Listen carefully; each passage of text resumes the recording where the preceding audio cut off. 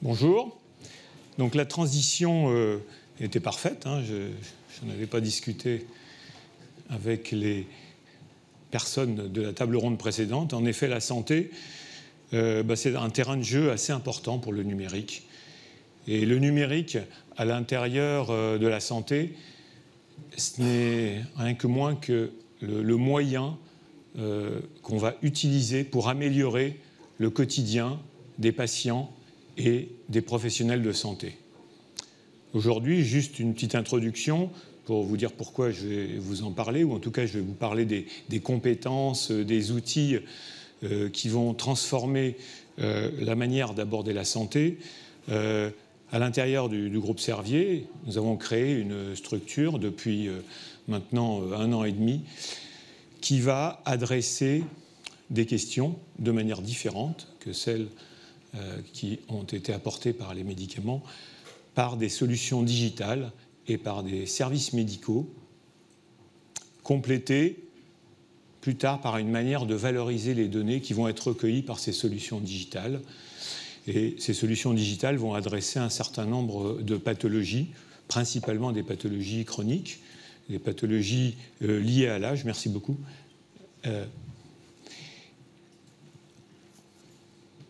À travers le développement de ce qu'on appelle les deep tech, qui sont importantes.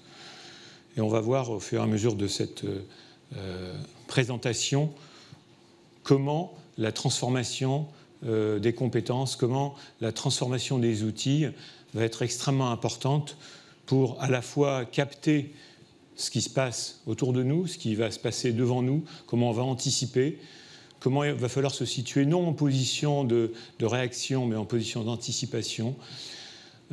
Comment la culture, comment le mindset, l'état d'esprit va aussi se transformer. C'est des choses importantes et je commencerai volontiers par le fait qu'aujourd'hui, transformer les compétences ou transformer les gens autour de nous, c'est aussi se transformer. C'est aussi choisir ses combats à l'intérieur parfois ou à l'extérieur d'une entreprise. Le développement des startups est un exemple parfait de la manière dont, je dirais, la population plus jeune, mais pas que plus jeune, a choisi de développer cette vision, développer ces nouveaux produits. Nous nous accompagnons, nous sommes en partenariat avec ces startups pour accompagner ces développements dans la santé. Donc nous avons choisi de regarder ce que c'est un petit peu que ces 3V, la vitesse, le volume d'informations et la variabilité qui va nous permettre de capter tout ce qui change au niveau d'un patient, au niveau d'une pathologie. Et ce numérique-là va imposer des cycles qui sont totalement différents au niveau de l'innovation. Ce qui veut dire que je dirais que ce n'est plus des changements qui s'organisent au niveau de réunions qui prennent des mois, voire des années, mais qui doivent pratiquement naître de manière intuitive et de manière spontanée. Auparavant, on avait cette fameuse courbe. Non, pardon, je n'ai pas de pointeur, si, non. Bon. La courbe qui est sur la gauche, qui vous montre que on attendait les premiers adopteurs, les early adopteurs, et ensuite, on avait le temps, puisque on attendait aussi les adopteurs difficiles à capter, donc les late adopteurs. Aujourd'hui, il n'est plus question de passer 10 ans pour essayer de faire pénétrer un nouveau produit quelque part. Pourquoi ? Parce que là, on l'a vu, les 3V vont nous imposer un rythme d'innovation de plus en plus rapide.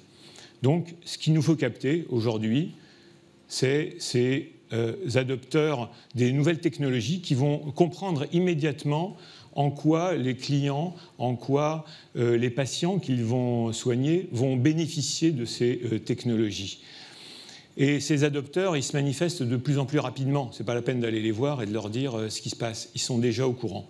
D'où l'intérêt pour nous, et en tout cas d'où l'importance, la nécessité d'être aussi au courant de manière anticipée de ces grands changements. En plus, les produits digitaux vont connaître des des fins, des obsolescences ultra rapides. Il va falloir les renouveler, il va falloir accompagner, je dirais, leur mise sur le marché, il va falloir innover à l'intérieur d'un même produit, remplacer ces produits pour adresser des usages qui vont être de plus en plus exigeants. On sait très bien que le monde actuel est très VUCA, incertain, complexe, etc., et qu'un grand nombre d'entreprises disparaissent de plus en plus vite. Vous en avez ici quelques exemples à partir d'études. Aujourd'hui, la médecine est différente. Les solutions qu'on doit mettre au point, la manière dont on doit adresser la médecine, elle devient de plus en plus exigeante par rapport à la précision qu'on doit avoir, par rapport à la personnalisation qu'on doit adresser à chaque patient, par rapport à la prévention et à la prédiction. On nous demande aujourd'hui d'être beaucoup plus innovants et donc d'aller de plus en plus vite. Ces deep tech dont je vous parlais tout à l'heure, elles ont été décrites il y a quelques années, 3-4 ans, principalement en provenance des États-Unis, en médecine, où on a comparé volontiers l'ancienne médecine qui utilisait les radiographies, qui utilisait le stéthoscope pour ausculter le cœur, l'échocardiographie, et on a mis en regard tout ce qui est aujourd'hui nouveau et qui nous permet d'avoir beaucoup plus d'informations, de capter la variabilité avec des capteurs digitaux, avec le fait qu'aujourd'hui l'identité biologique et la génomique de certaines maladies deviennent de plus en plus précises. On arrive à mieux caractériser une maladie par la génomique. Les techniques d'imagerie sont de plus en plus précises aujourd'hui. En allant vite, on arrive à être de plus en plus précis avec toutes ces techniques. Et donc, il y a beaucoup d'informations. Il faut utiliser d'autres systèmes que les systèmes habituels. La communication, les systèmes d'information aussi se développent dans n'importe quel établissement. Aujourd'hui, vous avez des machines qui enregistrent et qui restituent. La connectivité aussi est importante. Les solutions digitales que nous développons se veulent, je dirais, connectées pour transmettre de l'information le plus rapidement possible. Internet, on l'a vu, a bouleversé notre monde, mais aussi le monde de la médecine. Et aujourd'hui, les patients et les médecins communiquent entre eux, s'échangent des cas cliniques. Les patients demandent à d'autres patients ce qu'ils pensent de tel ou tel traitement. Tous ces phénomènes sont importants pour pouvoir intervenir et pouvoir ne pas être, je dirais, en arrière ou très loin derrière nos clients. Si bien que développer des médicaments pour une entreprise, c'est très important, ça reste très important pour les patients. Par contre, récupérer des données, les analyser, fournir des services, se transformer en une société, une life science company, ça aussi, ça devient très important et ça mérite, ça nous oblige à réfléchir autrement notre manière de travailler, notre manière de nous organiser, notre manière de prendre des décisions.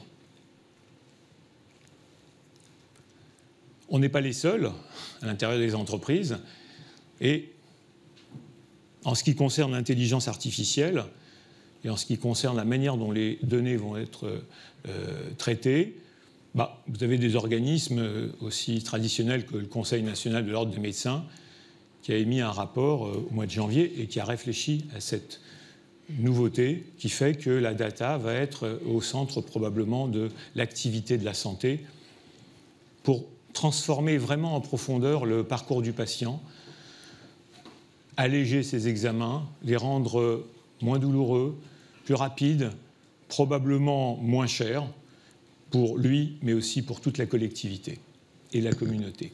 Aujourd'hui, on utilise l'intelligence artificielle, mais de manière très faible. On a des données, on sait les mettre en rapport, on sait dire que très probablement ce patient a telle ou telle pathologie. Avec le machine learning, le deep learning, un jour, l'intelligence artificielle, tous les algorithmes vont nous permettre d'aider au diagnostic, d'aider au traitement et toute cette évolution qui mérite d'être, je dirais, envisagée et mieux comprise pour vraiment l'accompagner et qu'on ne soit pas, je dirais, victime d'un développement complètement fou de ces nouvelles technologies.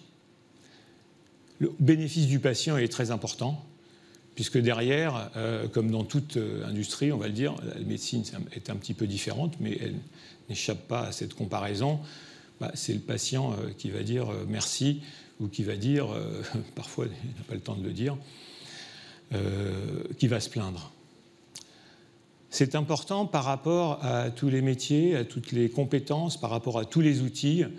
Cette innovation qu'on a dit très rapide, elle va nous imposer de réagir très très vite. Elle va nous imposer, comme dans le cas de cette nouvelle structure que je vous ai présentée, We Health by Servier, elle va nous obliger à faire de l'innovation ouverte, ce qu'on appelle de l'open innovation. Elle va nous obliger à tester, expérimenter plus rapidement les solutions qu'on met au point, d'aller plus rapidement voir le médecin, le patient, pour tester auprès de lui la recevabilité de telle ou telle nouvelle solution. Elle va nous obliger à nous poser la question sur quel est le business model qu'on veut utiliser dans tel ou tel pays, nous adapter les prix de fabrication, de mieux prévoir, puisque ça va aller très vite, les quantités de fabrication, pour savoir très vite si on va pouvoir continuer à développer une technologie nouvelle. Ensuite, il va falloir réfléchir à des horizons rythmés par l'utilisation de ces technologies. Dans un premier temps, on va prendre l'exemple d'un produit qu'on a développé. Vous allez chez un cardiologue, il vous fait un électrocardiogramme, c'est une machine qui a des roulettes, hein. Ça dure 10 secondes, 15 secondes. Si vous avez fait un infarctus du myocarde, et si vous êtes anxieux, il ne va pas vous mettre la machine avec ses 4 roulettes qui pèsent 20 ou 30 kilos sur le dos en vous disant dès qu'il se passe quelque chose, vous appuyez sur le bouton, vous enregistrez ou pas. Donc on équipe aujourd'hui les patients avec des solutions mobiles, connectées, qui peuvent enregistrer vos données. Ce qui fait que la prochaine fois que vous irez voir votre médecin, vous passerez plus de temps à discuter avec lui. Pourquoi ? Parce qu'il aura déjà reçu un rapport sur votre activité cardiaque dans cet exemple. L'évolution aussi des produits. C'est sûr que dans un premier temps, ces produits vont être un objet connecté. J'aime pas tellement le terme. L'IoT, c'est une solution connectée plutôt, et qui peut être, on l'a vu, quelque chose qui se porte, un wearable, mais qui peut être aussi de l'information venant de l'imagerie chez le médecin, qui peut être de l'information venant de la biologie, qui peut être de l'information venant aussi du réseau. Cet objet connecté, il va être de toute façon complété par un service médical, toujours pour la même raison. Ça va être très compliqué aujourd'hui d'adresser des résultats d'examen par le biais d'un robot, et je dirais même que ça pourrait être dangereux. Donc il faut qu'il y ait un service médical couplé à cette solution.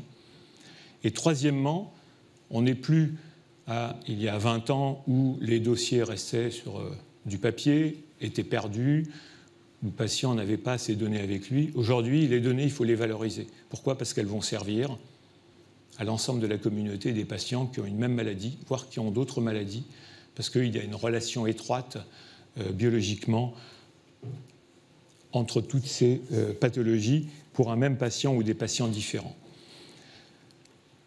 Donc c'est un travail beaucoup plus collaboratif, beaucoup plus transverse, transdisciplinaire, qui va décloisonner nos manières de travailler, qui va nous faire aller de plus en plus à l'extérieur de l'entreprise et qui va nous amener à devoir rencontrer de plus en plus de gens pour mettre en place des partenariats très ouverts, soit avec des startups pour développer ces produits, les accompagner, accélérer, bien les comprendre.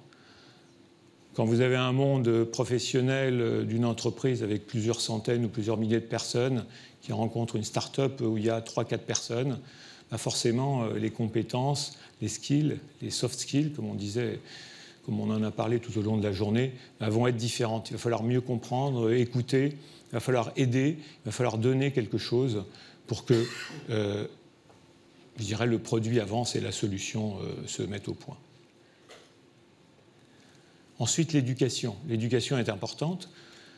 Il va falloir participer à l'éducation du patient, parce que toutes ces nouvelles technologies, c'est différent de la prescription d'un médicament, par exemple, en santé, ou c'est différent, par exemple, de la remise des clés quand vous achetez une voiture dans votre garage. Il va falloir, on en a parlé tout à l'heure, avoir une relation différente avec la personne qui va s'en servir.